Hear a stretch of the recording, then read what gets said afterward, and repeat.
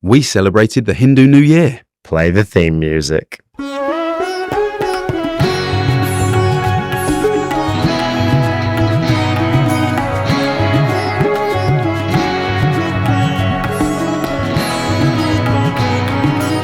Hello and welcome to this episode of Tripology. I'm Alan and I'm here with the ever recognisable Adam. Apparently, recognisable is very appropriate. It sure is. Because yesterday we were spotted in the wild for the very first time. Spotted as almost like sort of rare animals.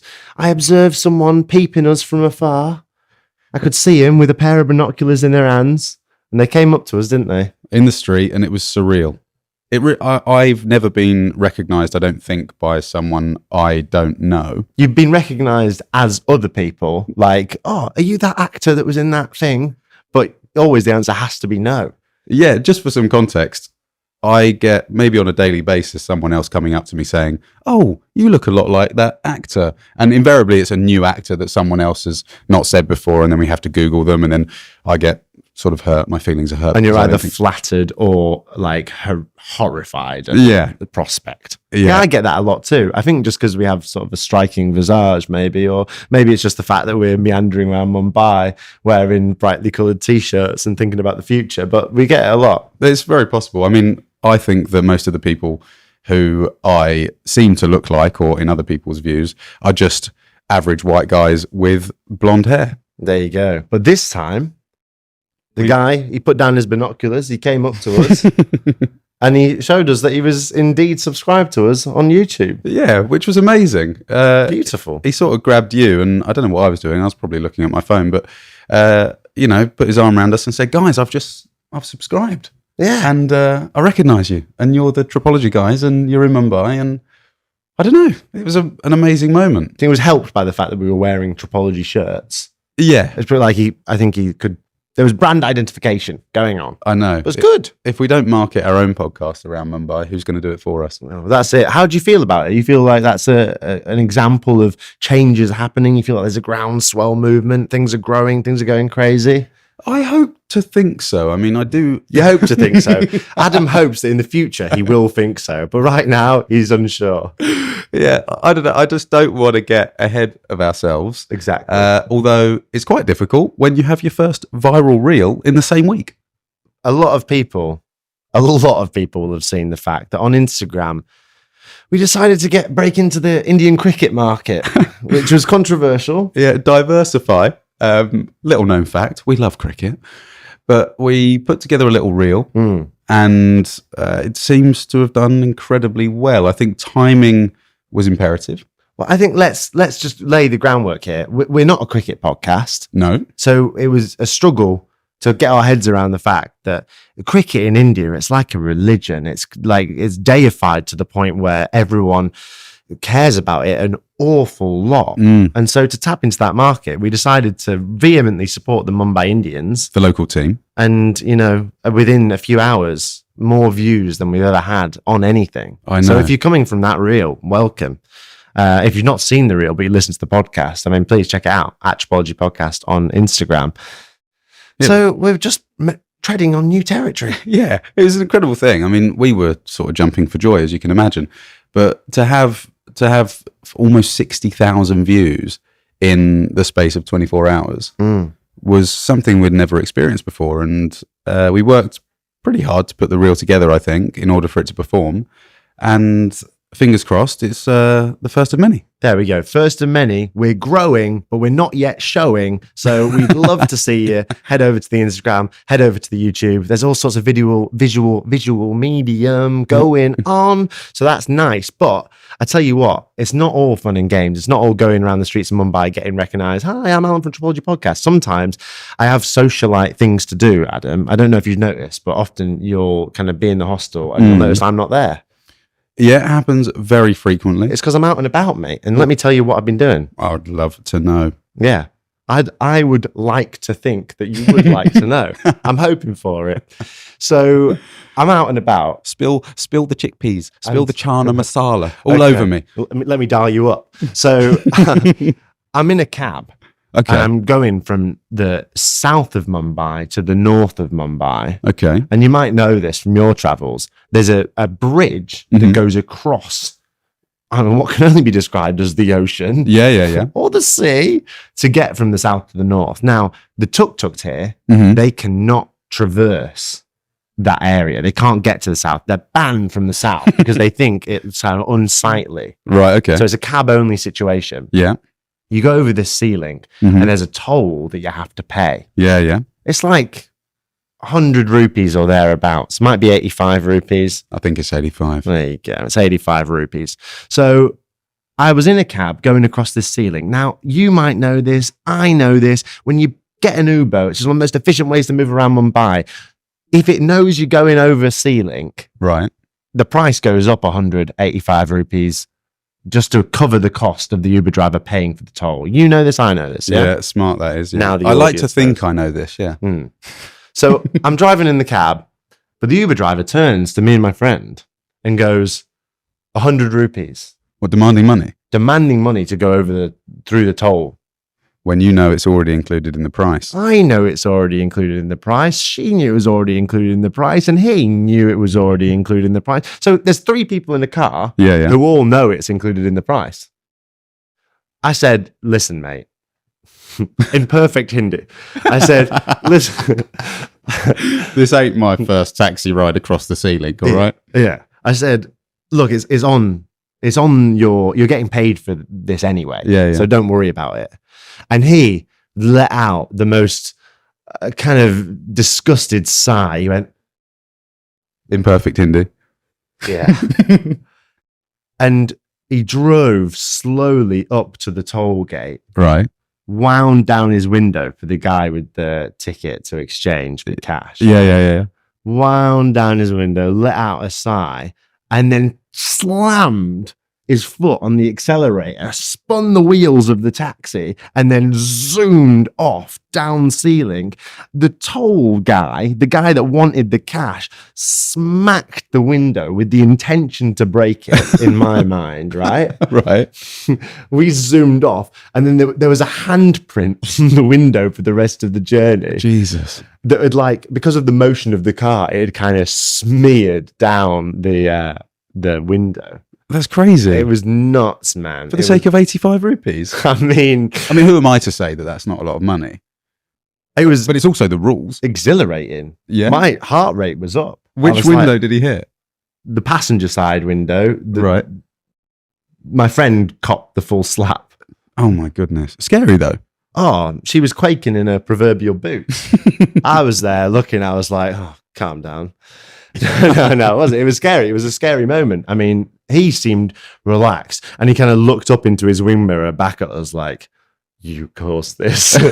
You did this to me. But how did that change the energy in the cab? Because I know where we're staying. I know it's not that close. There's still a little bit of a journey to No, go. but it was even further than where we were staying. We were going. So we were in the cab for another like 25 minutes. How awkward. The energy was really, really kind of vile. Goodness. Had you paid through the app on your phone? Yeah, it was all done.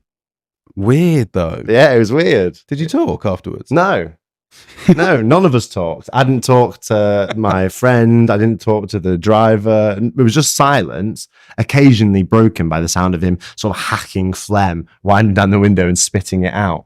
How strange. 4 stars. Oh. I wonder if that's a done thing. I wonder if that's... Oh, you'd imagine not by the reaction of the toll guy. Oh, you think it might have been like a common like scam, a hustle? Like he just Maybe. wants an extra 100. He knows I'll take these tourists over ceiling, Yeah. see if I can squeeze an extra 100. But because that's 85 extra in the app in Sure. his pocket. Mm. But he's got the money for that toll and saved money. Yeah, There's you're no right, you're system right. to like capture his registration. He's got away scot-free. Blimey. A little bit traumatic. But then, I don't know, it's really strange. I think the reaction time from the toll guy, realizing that as soon as this guy floored it, he's not paying, to then have To smack the to car. smack the car immediately. He must have seen it coming. I bet that driver's done it loads of times. Yeah. He's I raking know. it in. Is that the guy from this morning? Yeah. He like really slapped it as well with the intention to smash the window, which would have been really bad. Yeah. 3 stars. I wonder, I mean, he cares about his job, obviously. I would find it difficult in that position to care that much. I'd just be like, this guy's gone. Yeah, I mean, My employer needs to buy a camera or something because he's out of the door. So that was like my little story. I'm very glad you're all right. I hope you, get another taxi in the future and it's maybe not as eventful. That's the thing about the podcast, isn't it? Stuff like that happens, and I just think, a bit of content. Talking of other content, we had a good day yesterday, didn't we? Really good day. I was fast asleep, exhausted, man. Mm-hmm. And I woke up to a little tap on my shoulder. Because the dilemma was, right, as we know, right, I don't sleep a lot, do I? He doesn't sleep almost at all. He goes to bed after me every night.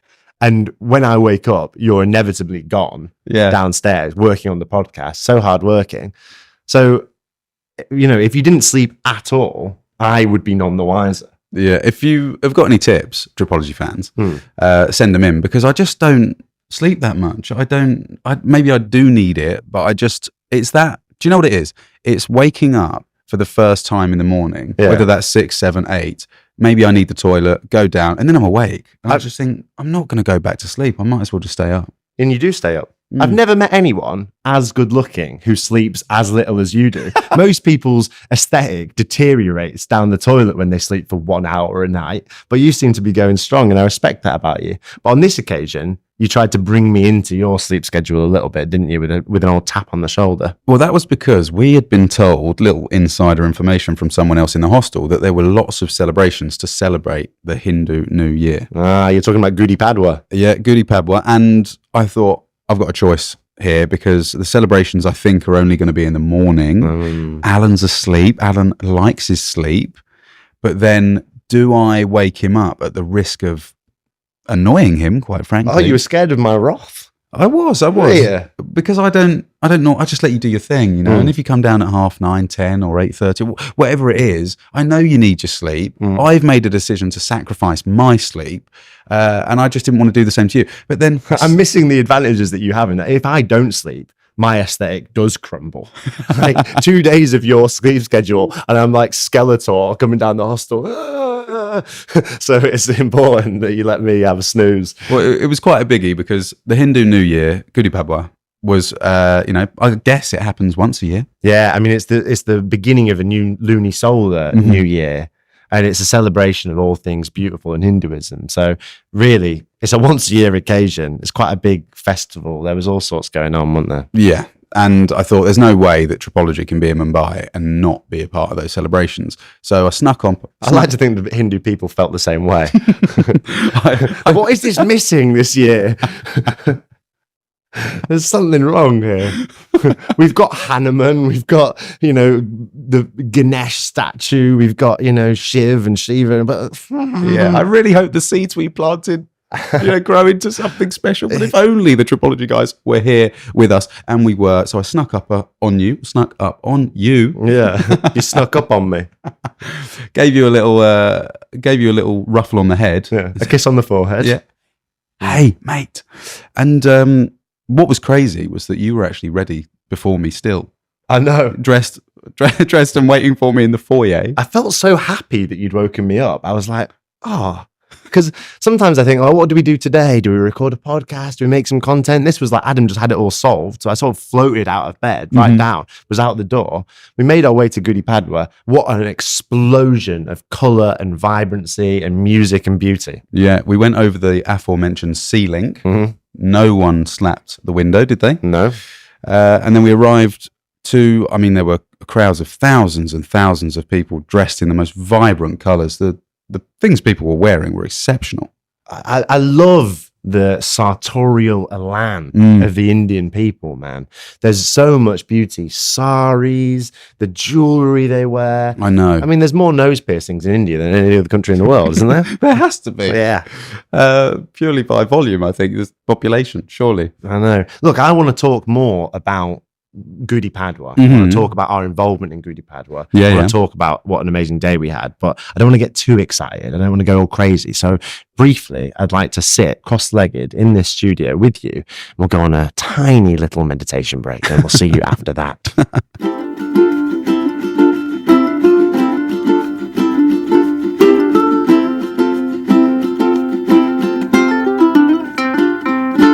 And like a cup of chai flowing from a thermos into a tiny paper cup, our conscious minds return into our brain boxes as we celebrate Gudi Padwa, the Hindu New Year, celebrated once a year only and erupting in a vibrancy of colours. It was really fantastic, wasn't it? There was a parade. There was a parade, and let's describe it. I mean, it was a number of floats. Yes, there were floats. There were floats. You know a fair bit about Hinduism. I've been learning a lot about Hinduism. Let me talk about that for a little bit, because there was a big statue of Hanuman riding on a float, ripping his chest open with Ram inside his heart, taken into himself, working together to defeat Ravana. Just a beautiful image. It made me emotional. And there were people drumming, like a very vibrant, like impulsive, beautiful beat that really got into your soul. Yeah, not just people, you. Well, this is it, because so kind of out of place were we at Gudi Padwa. Yeah. It was impossible for us to stand there without someone coming up to us and saying, look, do you want to take part in the celebration? The chance to play music, not lost on me. I got right into that parade and started beating the drum. Yeah, it was wicked. Maybe to the surprise of the person holding the drum, because it wasn't him who asked you to come and play his instrument, was it? Yeah, no. Someone else asked me, and I just kind of went up to him. One person said no, actually. Really? Yeah.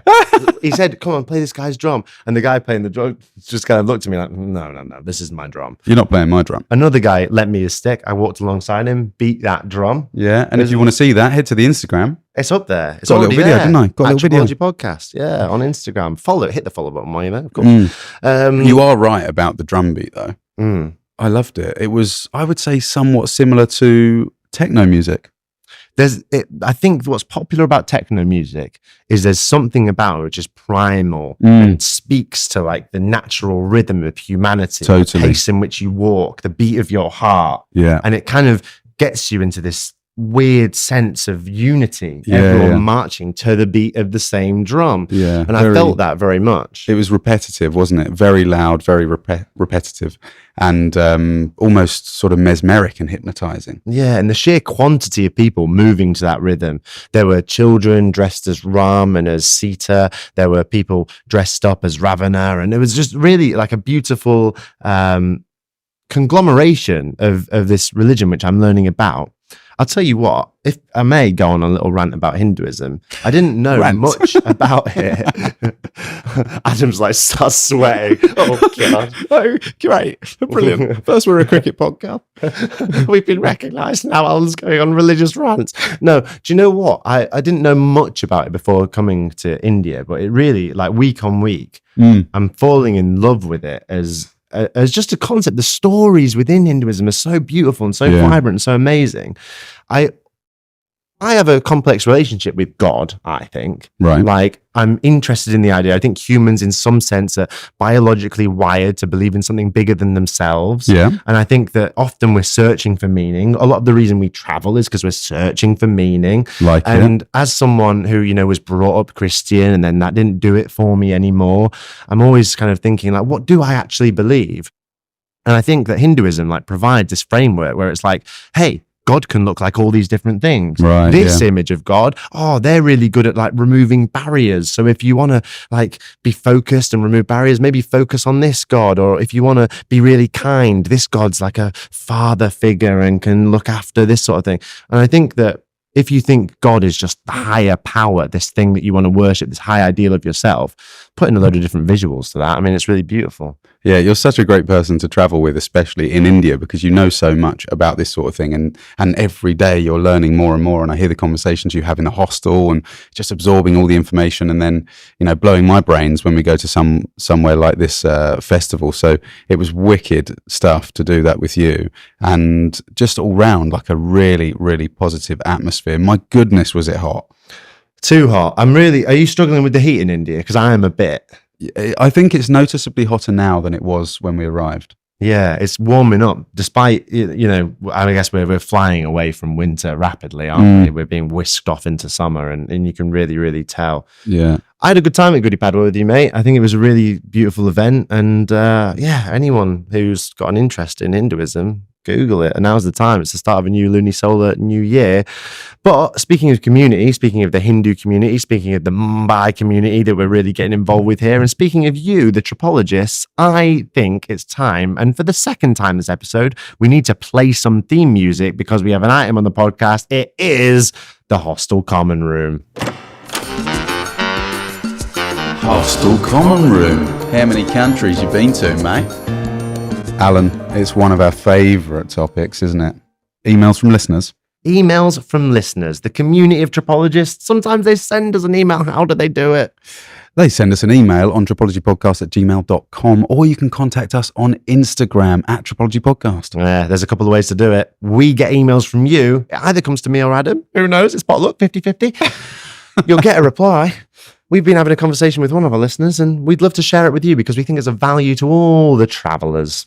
We've had a message from lovely Vicky from the UK, and I think this question's probably going to resonate with a lot of people out there. Certainly did us. Yeah. So the question is, hey guys, just wanted to say I'm a big fan of the podcast. Just listened to the episode on travel regrets, and a lot of the themes resonated with me as a nearly 31-year-old. Nice. Same as us. We're all nearly 31 on Tripology, aren't we? I was nearly 31. What's the over-under on us being 31? Is that average? The mean average is 31. That's so funny. So basically, Vicky asks for places, some of our favourite places. Reach back into the memory bank there, mate. Maybe for older travellers who want a more cultural, spiritual experience rather than lots of drinking. Vicky says, I'm not saying all young people are like that. Are they? I mean, there's definitely a pervasive culture of drinking and partying amongst the younger travellers. No one's saying there isn't. But there's also a lot of places that you can go as an older traveller if you're pursuing something higher. But I will say this, a lot of the places that are associated with that party scene, you can also find that spiritual stuff there. I think it would be a real great shame if we wrote Thailand, for example, off as being, oh, that's backpacker training ground. It's just the young people. It's just the partiers, and therefore don't go there. There's so much to do in Thailand that isn't that. I know. And it's interesting you mentioned Thailand because Vicky does say, I'm planning a 6-month trip at the end of this year and would love some inspo. Sure, many others would too. And initially, there seems to have been quite an ambitious 6-month plan. Goa, Nepal, Southeast Asia, Japan, South America's in there as well. It's a bit busy, Vicky. It's busy. It is busy. There's a lot there. So let's talk first about the whole party 31 thing. Then we can go on talk about like how to structure a trip a little bit. But I mean, really importantly, I started my trip in Vietnam. Right. Yeah. But I ain't much of a partier. I never have been, really. He's not. So, I mean, yeah, exactly. He's not a tripologist. Much to your lament sometimes. So, I'll come with you, but I won't drink. You don't have to come. Fresh as a daisy. Sharp as a thistle, clean as a whistle. But so Vietnam, it's stereotypically like quite a party, young person, backpacker place. And I was there when I was 21. I was like real fresh on the scene. Didn't do much partying. Right. I did some volunteer work in Vietnam. And most of my time, I was traveling and enjoying the company of someone who was 29, someone who was in their 30s. They became really good friends of mine. Amazing. So I did volunteer work, did a lot of sightseeing around Vietnam, didn't party that much. I think that's totally fine. I just found my people within Vietnam, which is stereotypically a place where you could drink every night if you wanted to. So I'd say to Vicky, just find your people. Whether that's through volunteer work, whether that's through, just making the right connections in a hostel. Yeah, sure. But also don't miss out because there might be some 21-year-olds like I was who are into the same vibe as you are. Don't write people off because they're young. I'm sure Vicky wouldn't anyway, because you just need to find people that want to do the same stuff as you. Yeah, I think that's a really good point. It is possible to find those types of experiences in any country. Maybe it's about prioritization and searching for the right experience. Are there any countries in Southeast Asia you would highly recommend for that sort of stuff, maybe over others? I think you can find it anywhere. I think the reason why Vietnam and Thailand and Cambodia and Laos are so popular for the partying and traveling is first because they're really good in terms of their culture, their ease of travel. There's a lot of tourist stuff you can do there. There's amazing things to see. I think that stuff provided the fundamental level. Right. And then the partying and the traveling got built on top of that. Yeah. So I think that Southeast Asia circuit that everyone does is really great for everything Vicky wants to do. I'd just say don't write it off. Yeah, I think 6 months as well, really good length of time. Definitely take it slow. I think that's something that I would definitely recommend, and also travel overland.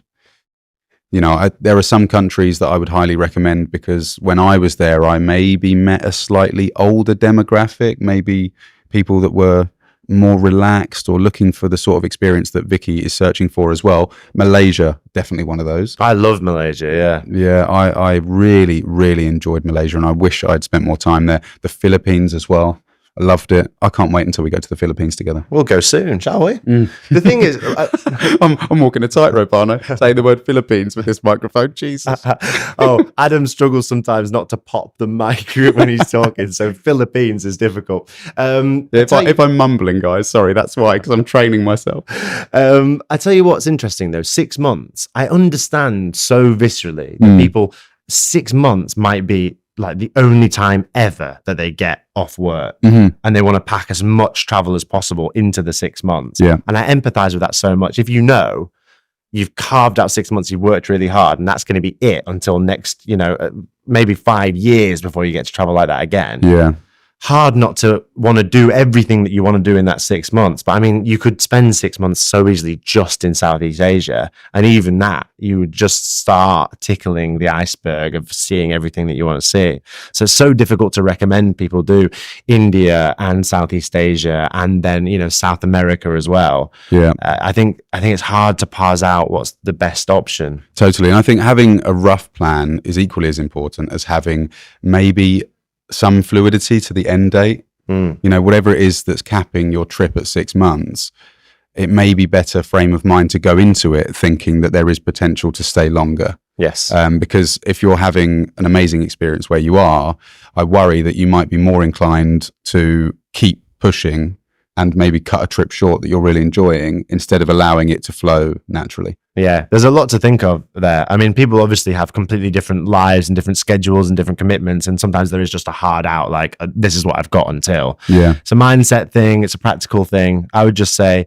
pick a few places that really, really you want to see, commit to that, and don't let your idea of the usual clientele of those places affect the fact that you can have the experience that you want. Travel is literally choose your own adventure, and there's no one size fits all. You can have whatever experience you want anywhere that you want to, even if that place is stereotypically known for something that's not necessarily your bag. And I would say, at the risk of maybe getting a little bit existential and abstract, I'm starting to believe a lot in energy and attraction. And I think that India's getting to you.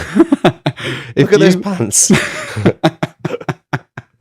Oh, they've had some comments at the hostel. But, what I mean by that is just because the wider demographic or the general public that you're meeting might be slightly younger or skew towards a sort of typical backpacker, 22-year-old drinker or whatever. If you're the sort of person that is interested in those types of things like cultural experiences or really intellectual conversations or playing chess like Alan is beating me at the moment, then you will naturally find those people just through attracting them, I think. Totally. It sounds a little bit wishy-washy, but it's true. I mean, I've had a lot of first-hand experiences. I don't even think it is wishy-washy anymore. I know what you mean by that. It's like, the law of attraction, believe it, manifest it, and then it will come. But I think people like you because you smile at them and look at them. People like me because I smile at them too. People like you because I smile at them. So, I mean, the same. If you give off the energy of I'm searching for something higher here, you'll attract people searching for something higher. Just like if you give off the energy of this guy's a really good time, he's always got a beer in his hand, you'll attract other people with beers in their hand, and you can all have beers in your hand together.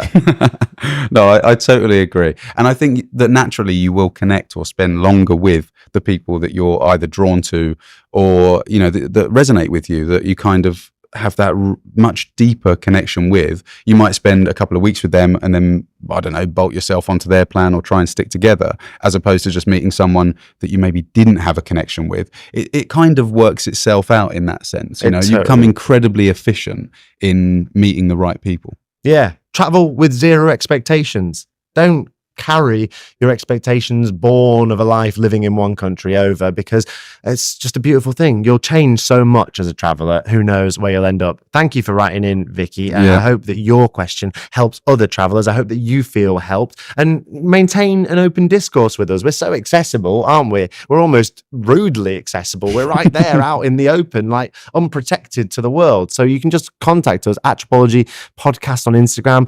tripologypodcast@gmail.com. There's so many ways to reach out to us. I mean, from getting a cab slapped to Gudi Padwa to mincing around a hostel in effervescent pants, things are really kicking off with Tripology Podcast, and I can't wait to just spend more time here. We're locked into Mumbai. We live here. Who knows what's next? It's really going gangbusters, as the Australians say. Yeah. And I mean, right now, the present's starting to look like an awfully grey office. Shall we bust out the front door and blast off into next week? Let's do it. Thanks ever so much for writing in, Vicky. Let's keep the conversation going, and get your messages in, guys. We'll go over to the Lost and Found section, shall we, on the Patreon? Yeah, tune into Patreon if you're interested in such things, because it really is wild over there, and we'll see you next week.